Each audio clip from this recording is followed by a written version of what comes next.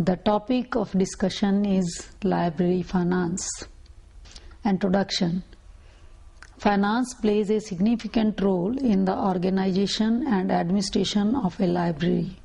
A library has to purchase books and periodicals, get modern furniture and equipment, erect and maintain the building, and employ trained and experienced staff. Library managers must be able to acquire, manage and maximize all the resources at their disposal. This will include human, technical, financial and information resources. Resource management and financial planning are interlinked as the necessary finances must be obtained and effectively deployed to ensure the right resources available to meet the organizational objectives. Finance is the motive power. It is essential for running the government machinery. Library authorities and librarians must clearly understand the nature and needs of a library so that enough finance is provided to ensure proper library service to one and all. Source of finance. Different types of libraries get finance from different sources. Libraries are not a profit-making agencies, but these require funds on recurring basis to maintain its proper functioning. First type of libraries are public libraries. The financial resources of public libraries are not fixed and permanent like other institutional and government libraries. The main resources of public libraries are: first is subscription from the members. The public libraries received funds from subscription of membership fees received from the members. The person who wants to use library is essential to obtain the membership of the library. For this, he or she must acquire membership of the library after submitting a nominal fee prescribed by the library authorities. Dr. S.R. Ranganathan has opposed this system. The Advisory Committee for Libraries, Government of India, has strongly protested in its report that considering subscription of membership of library a source of revenue has not a healthy practice and this should be stopped. Second is endowment and donations. Many public libraries get endowments and donations which comes from private agencies, but this is not a dependable source in India. Endowments and donations can never be expected regularly. Moreover, the amount received under this head is insufficient. The funds received can be utilized for repair, purchase of books and other electronic equipment. In USA, the endowment and donations are counted as a major financial resources for public libraries. Third is library cess or library rates. Library cess is a local tax system. After assessment of the property of the local people and authority imposed a local cess to meet the expenses incurred on taxes. The taxes are levied by the government in India. Tamil Nadu, Andhra Pradesh, Kerala and Haryana states library cess is charged on the property. In Tamil Nadu and Andhra Pradesh Public Library Acts, there is a provision for watching grant from state government equivalent to library cess. In Karnataka state, there is a library cess as surcharge on many taxes. Library cess is used as a book fund. The library cess is very popular in West countries. According to Dr. S.R. Ranganathan, on the basis of his personal experience, this source cannot be sufficient to meet the daily growing demands of public libraries. Government annual grants. The government provides some annual grants to meet the annual expenditure. This source can considerably be treated as the main source of finance for public libraries. The library submitted the annual budget and government, after the considerable discussion, passed the budget after a few alterations. All the recurring expenditure of libraries can be met out of this grant. Under State Library Act, the state government is liable to provide the annual grants to the public libraries to meet the annual expenditure of the libraries on similar pattern under which other government departments are receiving the annual grants. For public libraries, Dr. Ranganathan recommended 1% of the budget or 6% of the education budget. Next source is gifts. Public libraries receives gift in terms of cash or materials. Generally, the persons who are charitable mind donates a fixed amount to the libraries with a view to encourage the learning among the common people. Some noted persons who have their own libraries donate their collections to the public libraries. The idea behind such donations are to put the books to better use and save better after their death. This kind of resource can only be treated as complementary and supplementary to the library. Last is fines and miscellaneous sources. Libraries charge a certain amount as a gift fine on overdue books from the members. Sometimes books are lost by the members. In that case, the current price of the books and handling charges are realized from the members. Income from this source is very meager, so it cannot be considered as main source of income. Other sources of revenue are sale of publications, sale of catalogs, sale of used paper, newspapers, etc. Income from library, estate, etc. Then school libraries. School libraries receive grant from their respective school, state government and sometimes union government also provide grant for school libraries. Library fees are also charged from the students. Overdue charges on books are also another source of income. Fourth is college and university libraries. The problem of funds for a college and university library is a crucial one. They receive their funds from the following source. Grants from university budgets. The university libraries get financial support from the universities out of their own funds. Funds from the university budget constitute an important source of income for the libraries. Allocations are usually made directly to the library by the university. The university gets grants from the state government and special grants from the UGC, which are passed on to the library for various purposes such as establishment, salaries and wages, building, furniture, equipment, purchase of books, etc. The state government grants for libraries are included in the allocation from the university budget. Second, grants from the University Grants Commission. The University Grants Commission, since its inception, that is 1956, has been giving substantial grants to the university libraries. The UGC has classified universities for the funding purpose as below: central universities, institutes deemed to be universities, state universities. The UGC has no funds for its own. It receives grants, both plan and non-plan, from the central government through the Ministry of Human Resources and Development.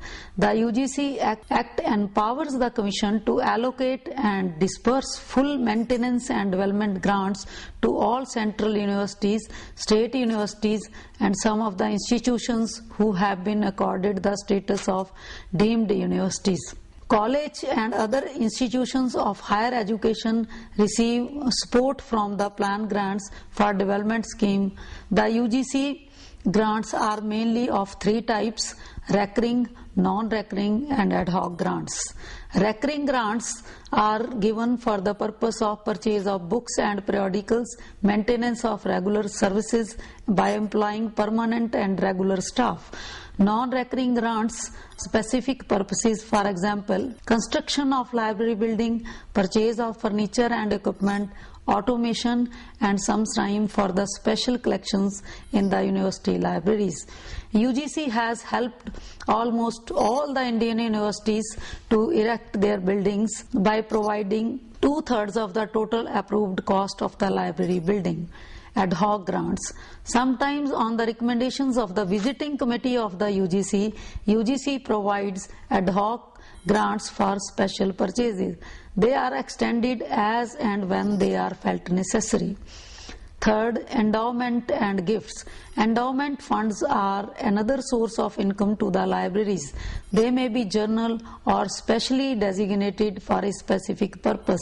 However, endowments are rare in India, though some Indian universities have been benefited by endowment grants received from the Ford Foundation, Rockefeller Foundation, and PL 480 funds. Such financial support was temporary in nature and only limited support was given to few Indian universities. Gifts and grants may come from a variety of sources, for example, private individuals, religious institutions, trusts, international agencies like the UNESCO, etc. Usually such gifts and grants are made through the university or the government. Sometimes people present the libraries with books and old volumes of bound periodicals, but generally these gifts are not new. Fees. Almost all university libraries charge fees from their students for the use of the library. Research scholars are also charged with library servicing charges. For example, Punjabi University charges rupees 30 per annum as library fee from students. It is doubtful whether the amount so collected is allocated for library purposes. If such income is diverted to library funds, it might be of some help. Moreover, the income from the fee can only pay for a very small part of the total operating costs of the library. Then fines and miscellaneous sources. Fines are generally charged on the late or overdue return of books or against losses or misuse of books.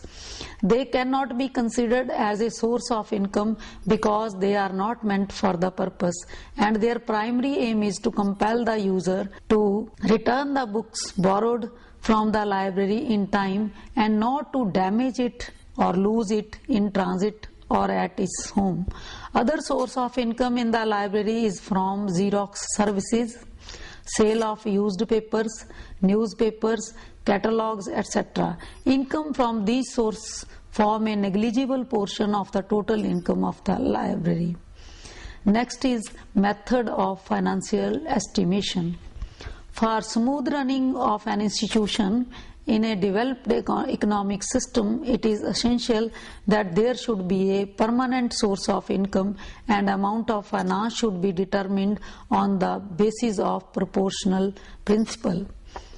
Recommendations of various commissions and committees for following three methods are employed for determining the quantum of grants. First, per capita method, percentage method, method of details. Per capita method. Under this method, Radhakrishnan Commission 1948-9 suggested rupees 40 per student. No mention is made of the teachers and research fellows. The UGC Committee 1965 suggested rupees 15 per student and rupees 200 per teacher and research fellow. The Kothari Commission 1964-66 recommended rupees 25 per student and rupees 300 per teacher, whereas the Working Group of Planning Commission 1984 recommended rupees 75 per student and rupees 500 per teacher. The per capita method of allocation of funds is not suitable for the university libraries. Ever increasing cost of books and periodicals has no relationship with the number of users, students, teachers. This is caused by the general rate of inflation and change in the rate of exchange of the Indian rupee. The method should be such that takes care of the number of users and general increase in the expenditure because of inflation. Next is percentage method. Under this method, a fixed percentage of the total budget of university is allocated to the library. The commissions and committees have made the following recommendations. A comparative statement of the recommendations made by the commissions and committees since independence is shown in Table 1. The statement reveals that there are wide variations in the norms recommended by them. First is Radha Krishnan Commission 1948 suggested 6.25% of the total budget of the library. Second, the UGC committee in 1965 did not recommend the adoption of this method. Third, the Kothari Commission 1964-66 recommended 6.5% to 10% of the total budget of the university. The Working Group of the Planning Commission 1984, that is Sheshgiri, recommended 10% to 15% of the university budget depending upon the state of the development of the university library. The Karnataka State University Review Committee 1980, chaired by K.N. Raj, recommended 20% of the university budget. Planning Commission Working Group of Libraries and Informatics for 9th 5-year plan 1997-2000 recommended 10% of the university budget. Taking into account all the recommendations of the commissions and committees under both the methods, we would suggest that 10% to 15% of the university budget should be allocated for its library. Further, Dr. Ranganathan has suggested a proportion of expenditure of a university library on major items such as staff, books and other reading materials and miscellaneous items is 50:40:10 or 40:50:10 depending on the stage of the development of the library. But investigations by various scholars indicated that more than 70% of the university library budget is consumed in the salaries of the staff. Last is method of details. In this method, all items of expenditure are accounted for while preparing financial estimates for a library. These include salaries, wages, reading material, books, periodicals and newspapers and other kindred materials, binding and repairing, cooling and lighting, library supplies, automation, contingencies, etc. Next is budgeting. Budget is a financial statement of the estimates, revenues and expenditure for a default period of time. It is a comprehensive document containing detailed estimates of plans for the financial transactions which are needed by an organization to carry out its programs effectively. Budgeting basics. First is, it is prepared to cover a definite period. It is approved in advance of the period to which it refers. Third is, the data used in its preparation are documented for future reference. It defines processes that are to be adopted in order to ensure that the organization's goals are met. Types of budget. There are 7 different budget preparation methods which have been recognized and all have received considerable coverage in the literature. The methods presented below increasing level of complexity. First is line item budgeting, second lump sum budgeting, third formula budgeting, fourth program budgeting, fifth performance budgeting, sixth planning programming budgeting system, seventh is zero-based budgeting. Let us take up line item budgeting. The most common type of budgeting is the line item budgeting that divides item of expenditure line by line into broad categories such as books and journals, salaries and allowances, equipment, supplies, capital expenditure, contingencies, etc., with further subdivisions of each of these in broad categories. Although line item budget provides basic financial management, but they provide no information about how expenditure relates to the objectives and programs of the organization and also does not suggest any future projection.